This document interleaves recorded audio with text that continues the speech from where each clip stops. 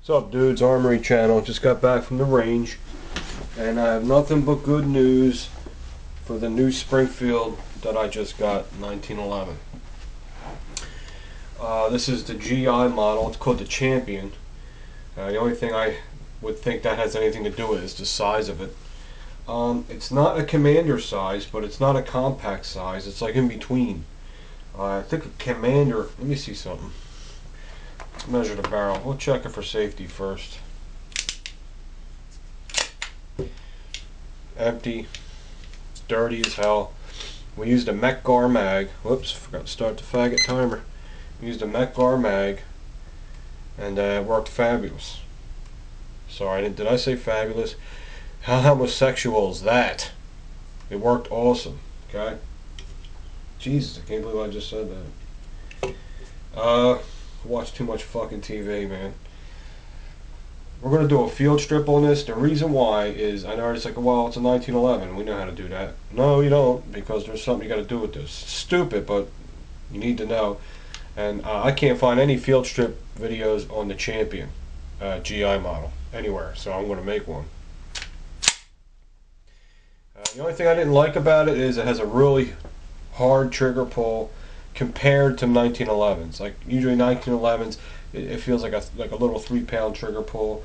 This trigger pull is a little stiff, but I think breaking it in will loosen that up a little. So it was hard to aim with it because you're pulling a tight trigger. It's hard, you know. But it's very accurate. I'll show you them. Here it is. Let me get a pen. Okay, this is like 30 feet away.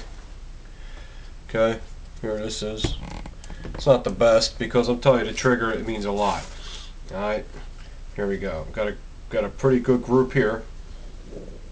There's 3 groups. There's one. Okay, they're all tight together. And then that's when I first started, and I started working my way up. Then I got a nice group here, right here. See, when you start making one big hole like that, you know you're starting to get good. You know what I mean?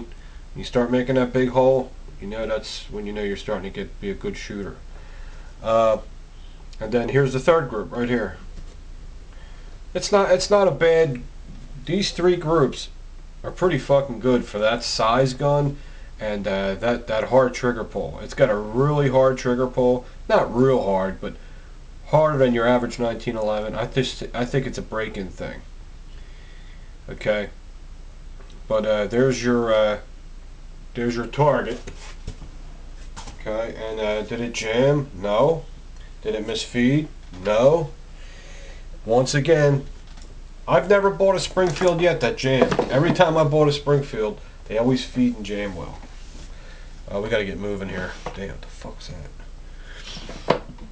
Because I'm not special. I don't get to have long videos. When you have this gun, be careful when you buy this gun that you don't throw this away. You're gonna get a little package with keys in it. And the keys for, I don't know what the fuck the keys for. It must be for a safety. Because I don't, maybe, I'm getting confused with another gun. Alright. When you get this gun, you're going to get a package and you're going to get this little thing. This spacer. See this spacer? It's just like the Kimber, but the Kimber uses that little piece of wire. I like this better. It's just a little plastic spacer. And what you got to do is, first step, is of course make sure the gun's not loaded, which we already did. Cock the hammer first, and then you want to lock the slide back like that.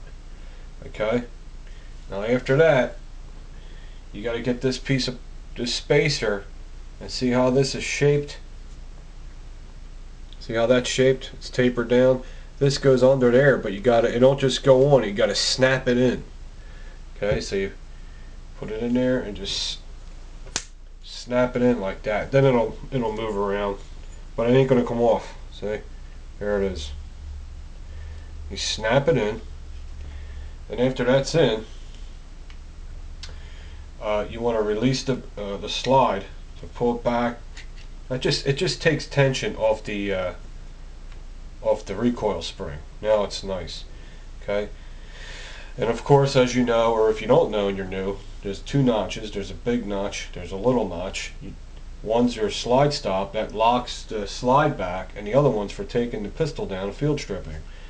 So we're going to line up the small one right over the pin here, and then push the pin out.